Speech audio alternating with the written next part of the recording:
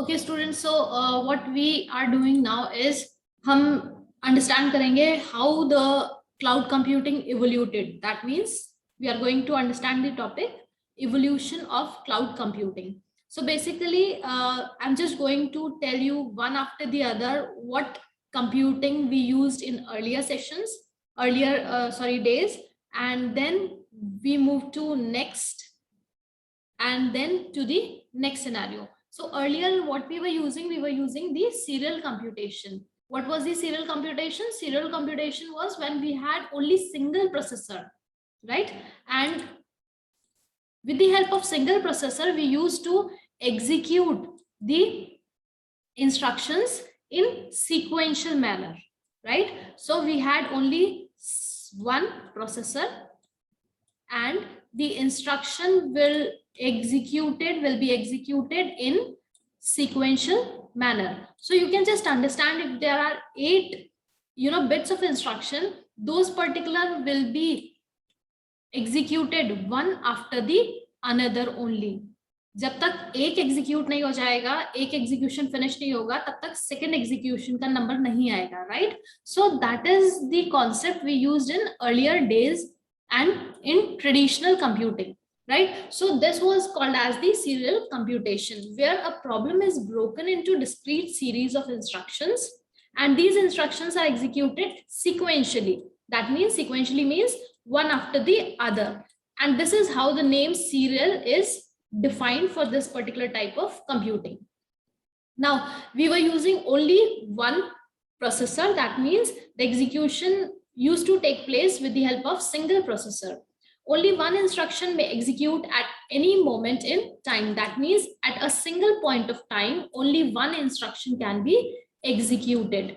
There was no provision of parallel computing, right? That means simultaneously there was no possibility that two instructions can be executed, because it had only one processor and it was using serial computation. That means it was using in sequential manner. The execution was in sequential manner. So you can just understand what were the loopholes or what were the drawbacks of this.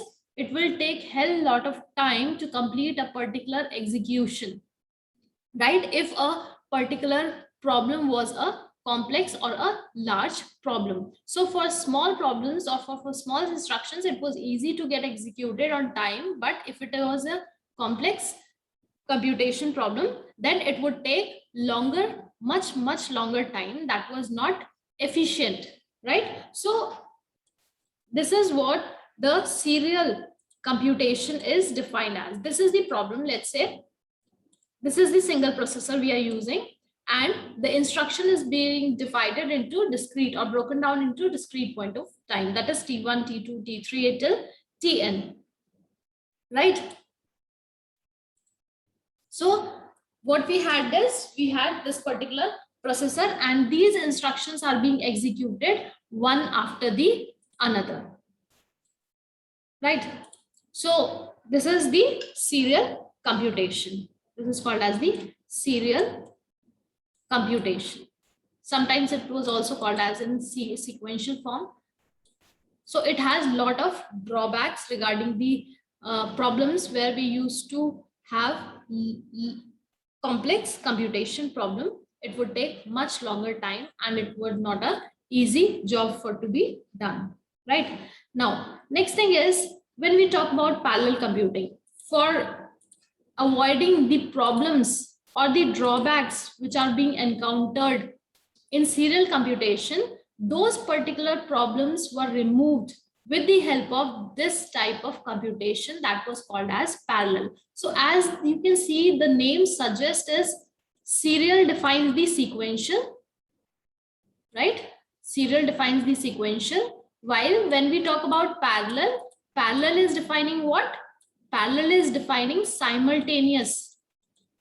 That means simultaneous execution is taking place,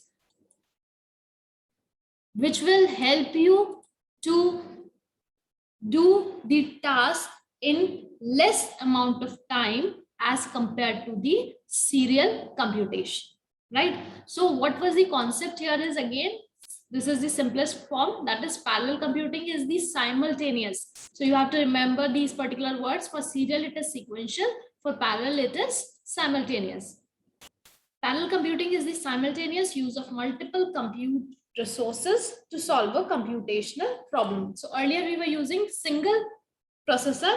Here we can use multiple problems, right? So multiple processors. So what we used to do is, a problem is broken into discrete parts that can be solved concurrently. Now this concurrently means simultaneously. Then we have each part is further broken down into series of instructions. Instructions from each part execute simultaneously on different processors. That means, let's say I can have multiple processors, or let's say 3 processors, and these particular 3 processors can be used parallelly to execute a particular instruction which has been broken down into number of pieces, right? And overall control coordination mechanism is employed. So obviously when simultaneous execution is taking place and parallelly different processors are working, what it is going to do, it is going to provide the coordination and synchronization mechanism also for the proper functioning of computing of parallel, right? Now let's see, this is the diagram in which we are defining the parallel computing. So parallel computing, this is the problem, let's say. Now this particular problem has been broken down into pieces, into discrete times, and this problem is further divided into number of instructions, right? Now this particular problem is not a small problem. This must be a complex problem. To reduce the time of processing, we are using this parallel computing. Okay, so we can see here we have used 4 processors. So these particular 4 processors, that means we are using multiple processors in parallel computing. We are using multiple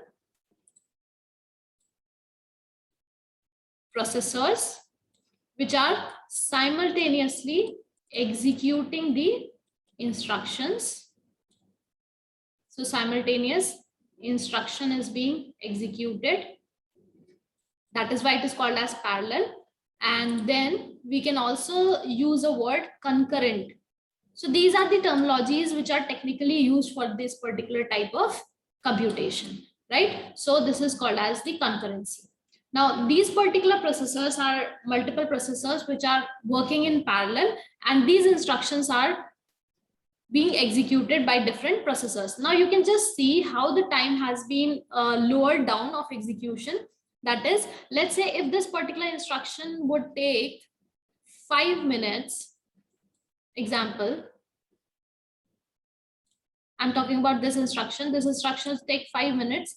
So that means this instruction would take 5, the complete problem would have been taking, if it is taking equal time, 5 plus 5 plus 5 and plus 5. So that means 20 minutes are being used here by the processor if it is serial execution.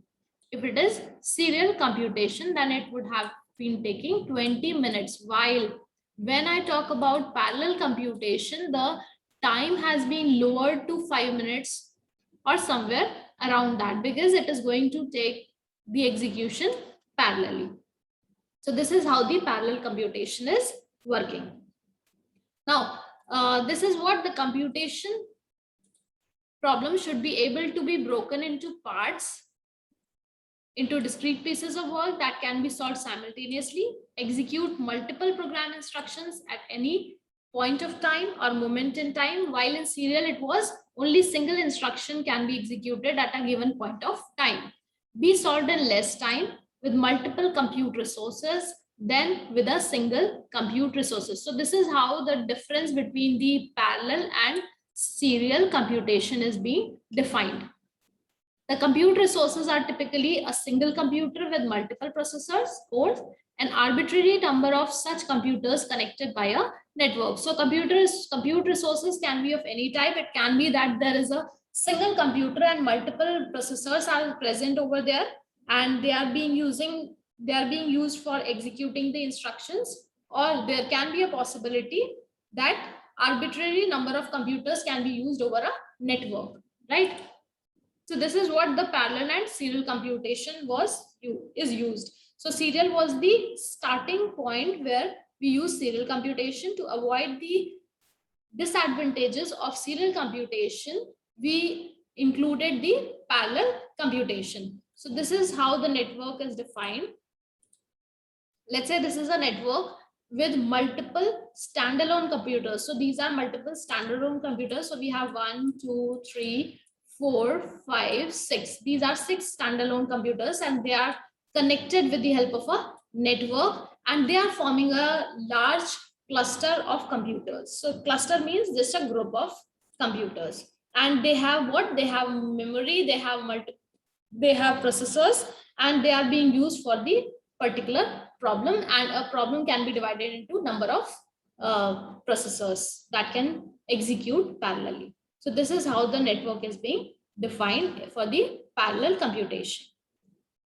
Now, I have already discussed these particular points. I'm not going to elaborate on it. That is, what is the need of parallel computation? Obviously, it saves time and it saves us from large problems. That means complex problems can be executed and can be solved easily with the help of parallel computation, with saving of much time, which was not possible with the help of serial computations. Next one, it is cost saving, right? So cost is another important factor. We can use multiple cheap computing resources instead of paying heavy for a supercomputer. One thing is we can buy a supercomputer and we can use it for, for complex problems, for computation of complex problems. The other way around is, what we can do is we can use cheap computing resources and we can use it in parallel over a network maybe, and make it, the cluster can be called as the supercomputer, because it is working as the same task as the supercomputer is working, but here we have cheap resources.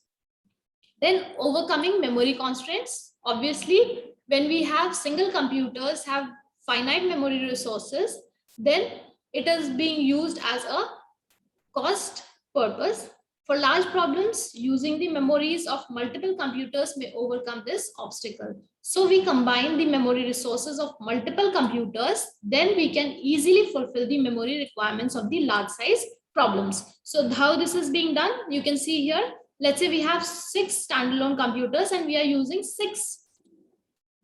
memory of 6 computers. So let's say if each one is of 1 terabyte, then the total memory which can be used is of 1, 2, 3, 4, 5, 6. This becomes as the for 6 terabytes, right? So this is a memory which has been increased, and we can use it for our computation purpose, right? So now moving further, limits of serial computing. Earlier, when we used to do serial computing, there was a limitation over the serial computation. That is, both physical and practical factors poses significant constraint to simply building even faster serial computers. So serial computer was having a limitation. That means we cannot use these particular serial computation or computers for the for complex problems which were taking large amount of time and they were complex problems. We can reduce it with that.